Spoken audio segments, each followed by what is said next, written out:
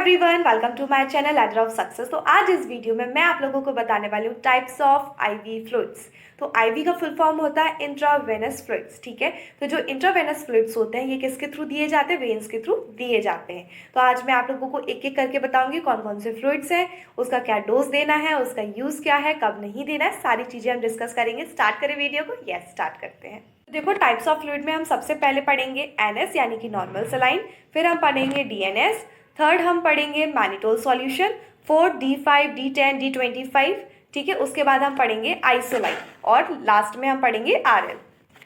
सबसे पहले मैं आप लोगों को बताती हूँ एनएस सॉल्यूशन के बारे में। तो ये देखिए, ये जो मैं आप लोगों को बॉटल दिखा रही हूँ ये है एनएस सॉल्यूशन।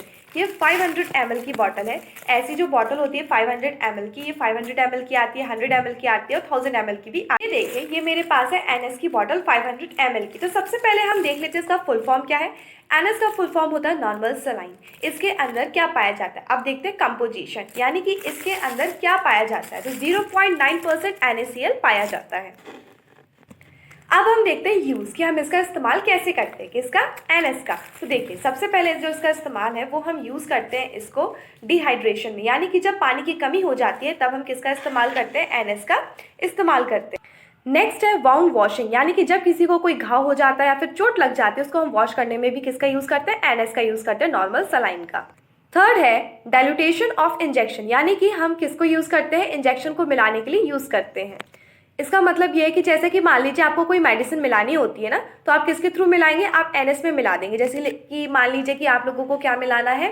ऑन्डम मिलाना है, या फिर कोई भी मेडिसिन मिलानी है। मान लीजिए आपको 2 ml ऑन्डम मिलाना है, तो आप एनएस लेंगे और उसमें क्या करेंगे? ऑन्डम को मिला देंगे, एक मेडिसिन का नेम है। तो उसमें ना मेडिसिन मिलाने के लिए भी हेल्प आता है, किसका? एनएस का।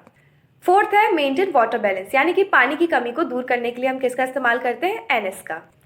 अब हम बात करेंगे डोज ऑफ एनएस, यानी कि जो नॉर्मल सलाइन है हमें उसे कितना देना चाहिए।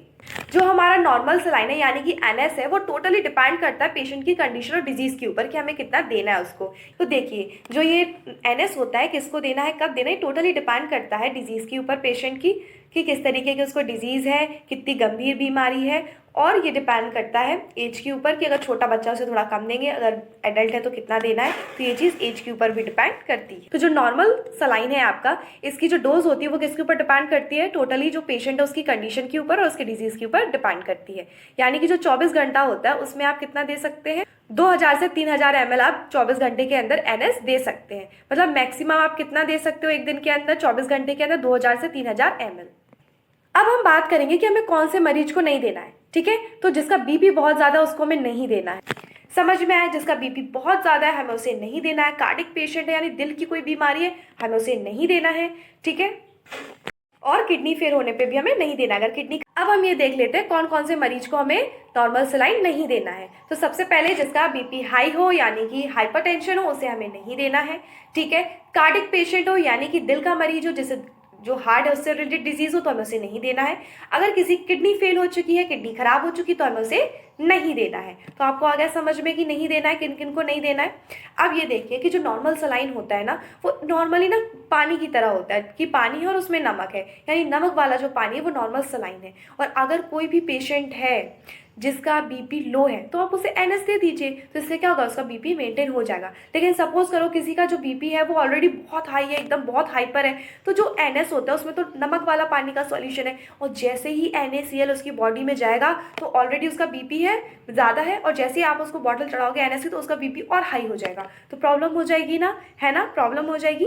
इसीलिए जो एनएस होता है हम हाइपर टेंशन वाले पेशेंट को नहीं दे सकते, यानी जिसका बीपी ज़्यादा है उसको हम नहीं दे सकते, क्योंकि उसमें नमक का पानी होता है और नमक के पानी से क्या होता है? बीपी इंक्रीज हो जाता है। नेक्स्ट देखते हैं DNS, dextrose normal saline. Dextrose का क्या मतलब है? इसका मतलब है कि यहाँ पे शक्कर वाला पानी भी है और नॉर्मल सलाइन यानी कि नमक वाला पानी है, यानी शक्कर वाला पानी भी हो, नमक वाला पानी, दोनों पानी का इसमें मिक्सचर है। डीएनएस का फुल फॉर्म होता है डेक्सट्रोज नॉर्मल सलाइन। अब हम इसका क्या देखेंगे? हम इसका देखेंगे कंपोजिशन, यानी कि इसमें क्या पाया जाता है। इसमें 0.9% NaCl पाया जाता है, ठीक है, और 5 ग्राम डेक्सट्रोज पाया जाता है 500 ml बॉटल में। अब हम देखेंगे यूज ऑफ डीएनएस, यानी कि इसका जो इस्तेमाल है वो कैसे करना है। डिहाइड्रेशन में करेंगे, यानी कि अगर पेशेंट को पानी की कमी हो गई है तो हम क्या देंगे? उसे डीएनएस दे सकते हैं। हाइपोग्लाइसीमिया यानी कि अगर किसी पेशेंट को शुगर कम हो जाए तो हम क्या देंगे, उसे डीएनएस देंगे।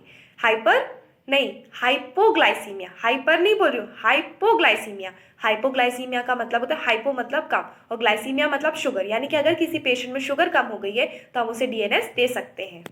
थर्ड है टू ट्रीट इंसुलिन शॉक, इसमें भी हम क्या कर सकते हैं, डीएनएस दे सकते हैं।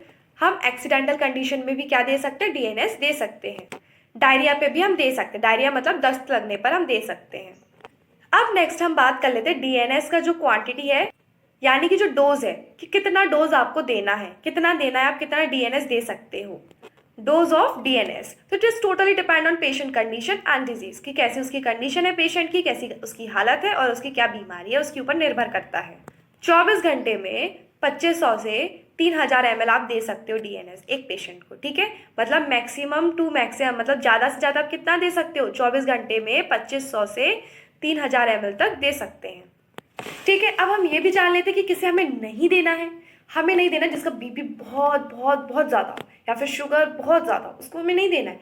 अभी मैंने आप लोगों को बताया कि इसका यूज़ क्या है, हाइपोग्लाइसीमिया, यानी हाइपो मीन्स कम और ग्लाइसीमिया मीन्स शुगर, यानी कि जब शुगर का लेवल कम हो जाए तब आपको क्या देना है, डीएनएस देना है। तो जब ज़्यादा हो जाए तब नहीं दे देना, क्योंकि देखो अगर कम है फिर आप दे रहे हो तो वो मेंटेन कर लेगा, लेकिन अगर उसको ऑलरेडी शुगर बहुत ज़्यादा है और आप उसे अगर डीएनएस दे दोगे तो शुगर तो और ज़्यादा बढ़ जाएगा ना, तो फिर तो क्या हो जाएगी, प्रॉब्लम हो जाएगी। देखो डीएनएस के नाम में ही है डेक्सट्रोज नॉर्मल सलाइन, डेक्ट्रोज मतलब पानी वाला, ठीक है, उसमें पानी है लेकिन शुगर वाला पानी यानी कि शक्कर वाला पानी है, और एनएस मतलब नॉर्मल सलाइन यानी कि उसमें नमक वाला पानी है। DNS dextrose normal saline, dextrose मतलब शक्कर का पानी है और नॉर्मल सलाइन मतलब नमक का पानी, दोनों पानी है। अब देखो अगर उस पानी में शक्कर है ऑलरेडी, ठीक है, अब किसी को ऑलरेडी शुगर बहुत ज़्यादा हो रहा है और आप उसे डीएनएस दे रहे हो, उसमें शुगर है, ठीक है, ऑलरेडी शक्कर है, तो उसका जो शुगर बहुत ज़्यादा बढ़ जाएगा। अगर ऑलरेडी बढ़ा हुआ है और ज़्यादा बढ़ा दोगे तो प्रॉब्लम हो जाएगी ना। इसीलिए जब किसी का कम है शुगर तो आपको क्या देना है, डीएनएस देना है, और अगर बहुत ज़्यादा ऑलरेडी है तो नहीं देना है। अब नेक्स्ट देखेंगे डेक्सट्रोज, यानी कि सिर्फ शक्कर वाला पानी है, नमक वाला पानी नहीं। अब इसमें D5 भी होता है, D10 भी होता है, D25 भी होता है। देखो जब D5 की बात की जाए इसका मतलब कि जो 100 ml बॉटल है आपके पास, 100 ml बॉटल कितनी होती है, ये जो बॉटल देख रहे हो ना ये 100 ml की है। कितने ml की है, 100 ml की है। तो अगर आपके पास इतने ml की बॉटल है 100 ml की, तो उसमें कितना होना चाहिए, D5 का मतलब है 5 ग्राम डेक्सट्रोज होना चाहिए, ठीक है, किसमें, 100 ml की बॉटल में। D10 का मतलब है कि 10 ग्राम डेक्सट्रोज होना चाहिए 100 ml की बॉटल में, और D25 का मतलब है 25 ग्राम होना चाहिए डेक्सट्रोज किसमें, 100 ml की बॉटल में। अब हम यूजेस भी देख लेते हैं, है ना। देखो सबके यूजेस देखें तो इसके भी देखेंगे डेफिनेटली। तो देखो इसका इस्तेमाल कहाँ है, डिहाइड्रेशन में, यानी कि जब पानी की कमी हो जाए तब हम किसका इस्तेमाल कर सकते हैं, डेक्सट्रोज का इस्तेमाल कर सकते हैं। हाइपोग्लाइसीमिया में भी यूज़ करते हैं, अगर शुगर कम हो रही है तो हम उसे डेक्सट्रोज दे सकते हैं, यानी कि शक्कर वाला पानी दे सकते हैं। तो हाइपोग्लाइसीमिया यानी कि हाइपो मीन्स कम, शुगर यानी कि ग्लाइसीमिया मतलब शुगर, तो अगर शुगर कम हो रही है तो हम तब भी इसको दे सकते हैं। हाइपोटेंशन का मतलब होता है कि जो ब्लड प्रेशर है वो कम हो चुका है, हाइपो मीन्स कम होता है, तो ब्लड प्रेशर अगर कम है तो भी हम दे सकते हैं। डायरिया में भी दे सकते हैं, यानी कि जब दस्त लग रहे हो तब हम डेक्सट्रोज दे सकते हैं। अब नेक्स्ट डोज की बात याद कर लेते हैं कि डोज हमें कितनी मात्रा में देना है। चलिए अब डोज देख लेते हैं कि कितनी मात्रा में हमें देना है। 2000 ml से 3000 ml देना है हमें 24 घंटे में, यानी कि 24 घंटे के अंदर हमें कितना देना है बताओ, 2000 ml से 3000 ml तक हम दे सकते हैं डेक्सट्रोज को। अब ये देख लेते हैं कि किसे नहीं देना है, जिसका शुगर लेवल बहुत बहुत बहुत ज़्यादा, उसे हमें नहीं देना है। क्यों, क्योंकि डेक्ट्रोज का मतलब है कि शुगर वाला पानी है, यानी कि उसमें शक्कर वाला पानी है। अगर किसी को शुगर ऑलरेडी बहुत ज़्यादा है और शक्कर वाला पानी दोगे तो और ज़्यादा नहीं हो जाएगा, है ना, इसलिए नहीं देना है। नेक्स्ट हम देखते हैं आरएल। आरएल का क्या फुल फॉर्म होता है, रिंगर्स लैक्टेट सॉल्यूशन। क्या होता है, रिंगर्स लैक्टेट सॉल्यूशन। अब आरएल आप लोग अपने जब क्लिनिकल पोस्टिंग में जाओगे, ड्यूटी में जाओगे, तब आप देखोगे वहाँ पे आपको ये बॉटल मिलेगी, ये सारी बॉटल आप लोगों को देखने को मिलेगी, ठीक है। अब हम देख लेते हैं इसका कंपोजिशन क्या है। कंपोजिशन का मतलब है कि इसमें क्या क्या पाया जाता है। तो जो आरएल होता है वो एक इलेक्ट्रोलाइट होता है, जिसमें कि सोडियम क्लोराइड, पोटेशियम क्लोराइड और सोडियम लैक्टेट पाया जाता है। मेरे साथ फिर से बोलेंगे क्या क्या पाया जाता है, ये एक इलेक्ट्रोलाइट है और इसमें पाया जाता है सोडियम क्लोराइड, पोटेशियम क्लोराइड और सोडियम लैक्टेट। अब हम बात कर लेते हैं डोज की, कि हमें इसे कितनी मात्रा में किसको देना है। देखो कोई भी जो डोज होती है ना वो पेशेंट की कंडीशन और डिजीज पर डिपेंड करती है, तो यहाँ पे आरएल में भी सेम यही होगा। 500 ml से 1000 ml तक हम दे सकते हैं 24 घंटे के अंदर, ठीक है, एक पेशेंट को 24 घंटे में कितना दे सकते हैं, 500 ml से 1000 ml तक, ठीक है।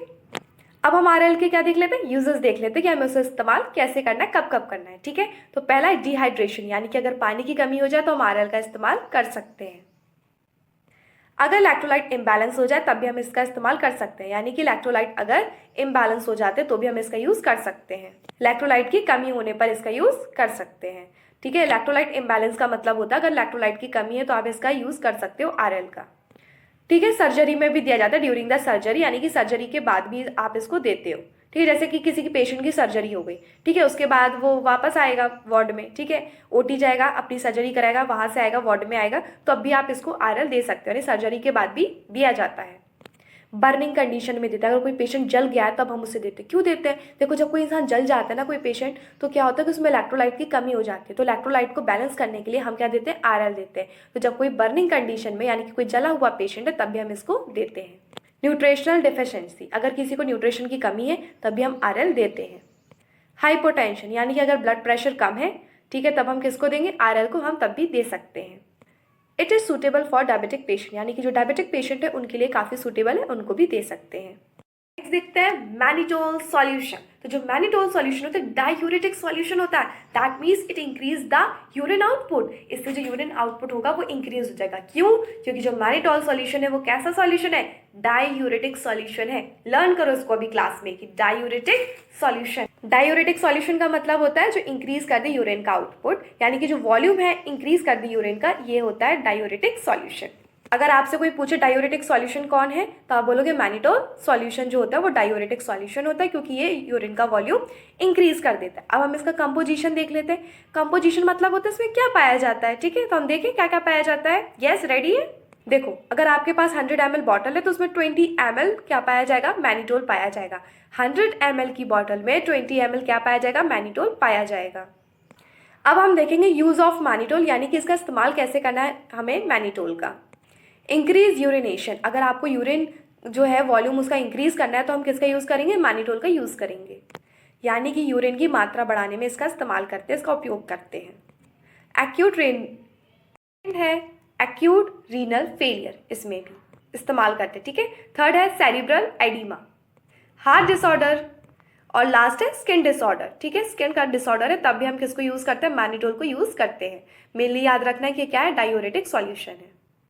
अब हम देखेंगे आइसोलाइट। जो आइसोलाइट होता है मेनली हम उसे चिल्ड्रन में क्या करते हैं, यूज़ करते हैं। अब हम देखेंगे कंपोजिशन। 100 ml बॉटल में इसका कंपोजिशन जो होता है आइसोलाइट का वो क्या होता है। डेक्सट्रोज होता है 5%, सोडियम एसीटेट होता है 0.32%। कितना होता है, 0.32% सोडियम एसीटेट। पोटेशियम क्लोराइड होता है 0.13%। मैग्नीशियम क्लोराइड है वो 0.31% होता है। ठीक है, अब देख लेते हैं आइसोलाइट को यूज़ कैसे करना है। ठीक है, इसका इस्तेमाल देखते हैं। डायरिया, यानी कि जब दस्त लगता है तब हम इसका इस्तेमाल कर सकते हैं। मिसलस यानी खसरा, इसमें भी इस्तेमाल करते हैं आइसोलाइट का। सेरिब्रल पाल्सी पेशेंट में भी इसका इस्तेमाल करते हैं, इसका मतलब होता है मानसिक विकार। I hope you like my video. Thank you for watching. Wish you all the best.